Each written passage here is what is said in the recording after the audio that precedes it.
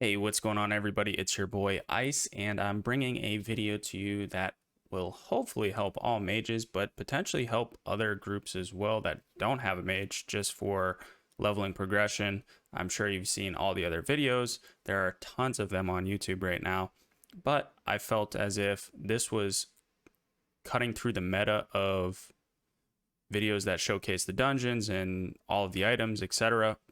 But instead of just doing that, I put it all onto a spreadsheet. So obviously this map of Outlands, don't really need this. I just love the picture. Now, what I've done today is, or over the past few days, I've created two types of documents. One is a straightforward text-only document of our progression. This is what my group will be doing. You don't have to do it this way, but I've laid it out this way, and it also shows in order upgrades that you can get even if you have good gear such as warlords. You spent all week farming that, or you raided maybe into Nax. You're probably not going to get any upgrades until 68 plus, potentially even 70. Now, we'll be running Hellfire Ramparts once or twice just to get our tank a weapon. This witching band is extremely good, so I'm pretty sure you can equip two of them. It doesn't say unique, and on all the forums it says you can equip two, so I'm going to try and grab two of these because they're extremely good for us. It's a great ring. You don't upgrade it until 70 most likely. The shoulders, I won't be getting these, but they're good upgrades if you didn't play classic and have, you know, kind of subpar gear, if you will. Now, again, you're running this once, maybe twice if you're trying to min-max to just get the gear and then get right out of there because it's not good XP. This guide is completely focused on min-maxing gear, getting honored in all your reps before you do any quests. So number one is rep. Number two is be a speedy boy. Speed, right? Servers are going to be crazy. We want to get into dungeons and blast through this stuff. Number three is obviously the gear, right? So rep, we want to get honored in absolutely everywhere before we do any quests, no matter the zone. It's just the most efficient way to do it, especially considering the servers, which is why number two exists, the speed, the efficiency. It's also the way I like to play the game is grinding dungeons. I love that stuff.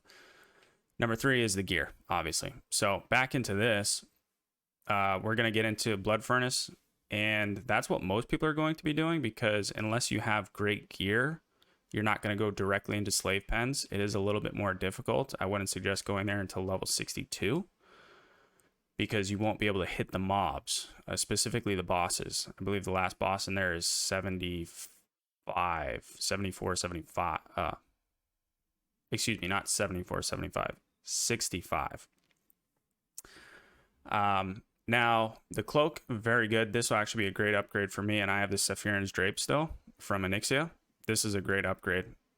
The pants, I won't be getting these. I have the Warlords, but these, again, very good pants. These, I have the Warlord Blade, but this is a very good longsword. If you don't have a good main hand, this is very good. It's like 60 spell power and some critter hit, one of the two. The boots, I will definitely be getting these. These are great boots. The wand, also an upgrade. Sethic Oracle cloak, this is an upgrade from this cloak. This is actually pre-BiS. This is a pre-BiS cloak. So you'll use this up until 70 and you replace it with either PvP gear or, you know, rating. And I'm not 100% solid on this information, guys. These are living documents that will change as we progress. So I'm going to link everything down below and these documents will evolve so that everybody can benefit from this. Now, moving on. We'll go from set the calls, boom. You can obviously see these titles. I don't need to say it. This time-shifted dagger is actually an upgrade, I believe, from the Warlord's Blade. It's a really nice dagger.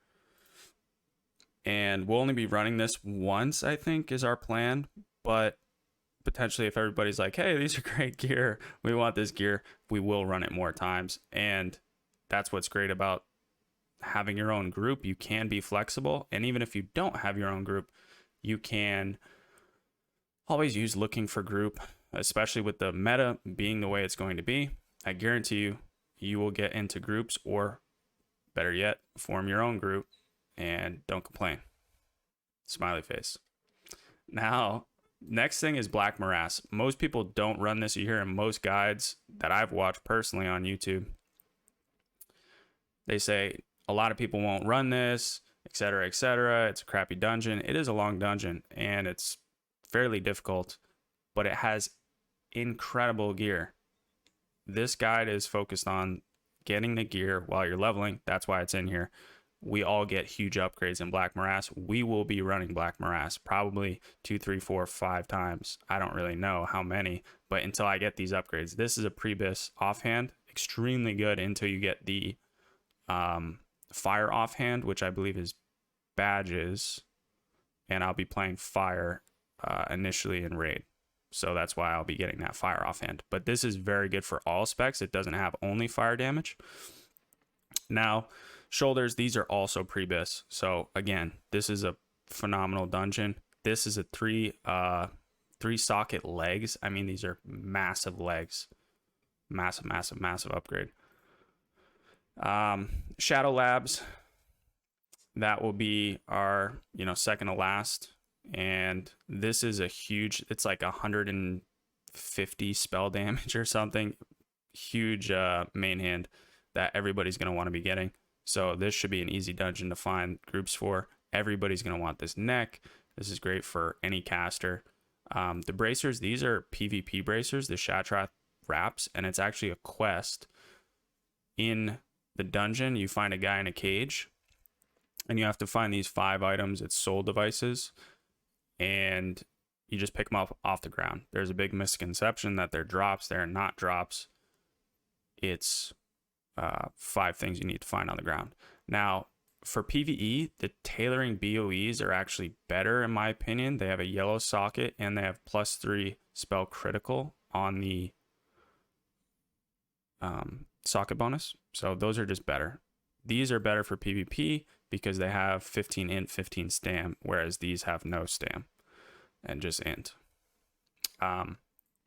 Steam Vault has Incanter's Gloves. It also has a few other items I don't have listed here that are just preferable choice if you want. And if you get the drop, it's like, hey, it's great.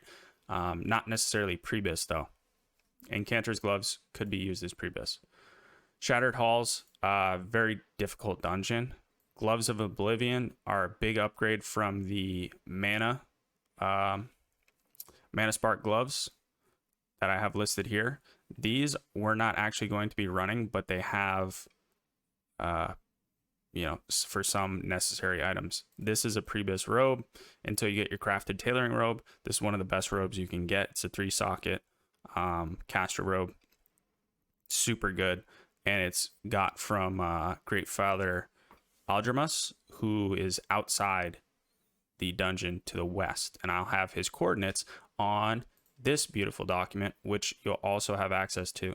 Again, these are documents that over the culmination of the leveling period, the growth of the group will be edited, changed.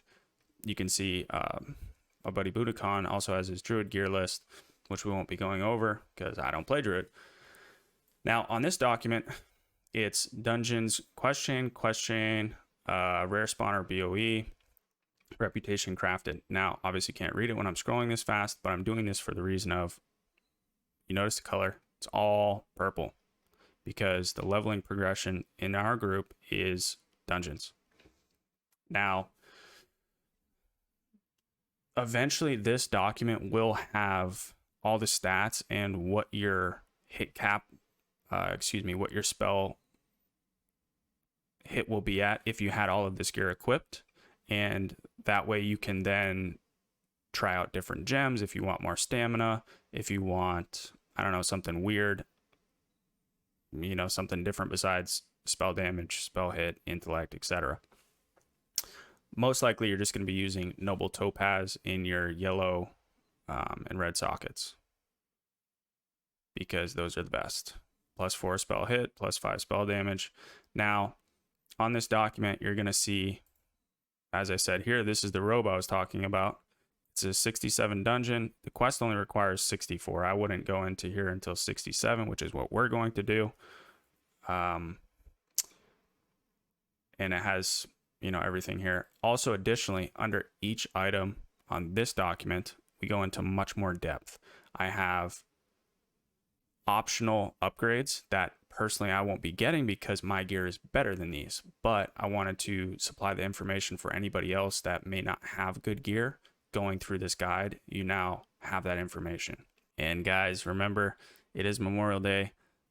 Hug your loved ones. Be thankful that other people did pay the ultimate sacrifice, and let's have some fun and WoW. May the RNG be with you. Remember, smash that sub button. Give me a thumbs up. Let me know what I did wrong, what I did right in the comments. Talk to you soon.